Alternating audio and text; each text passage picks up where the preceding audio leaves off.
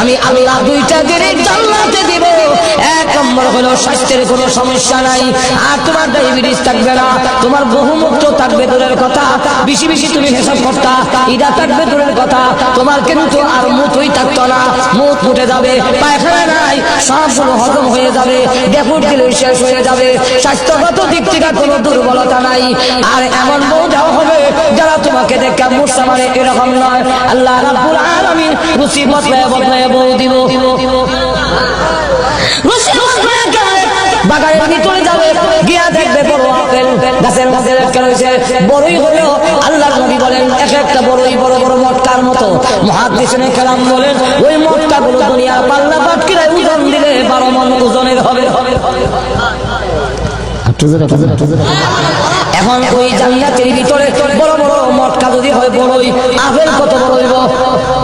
শুধু না বড় এমনি আপেল রাখবে যখন বানছে তার ভিতরে তাকায়া দেখে গলার মধ্যে অলঙ্কারের অভাব নাই, কানের মধ্যে অলঙ্কারের অভাব নাই, হীরামণি মুক্তা খচিত কাপড় পরিধান করা, 14 তারিখের চন্দ্রের চাইতে আরো উজ্জ্বল চেহারা একজন বউ, একজন হুড়গুড়ি ওই আপেলের ভিতরে ঘুমটা দিয়া বসা আছে।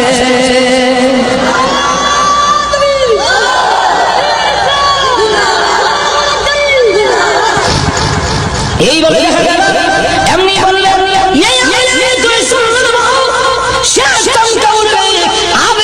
মহিলা দেখা যায় এমনি আল্লাহ ডাক দিয়ে বলবেন বললেন ভয় করিস না, তুই ডরাইস না, চমকে উঠবি না, আমি আল্লাহ ইদা আপেলের সাথে তোমাকে পুরস্কার দিয়েছি।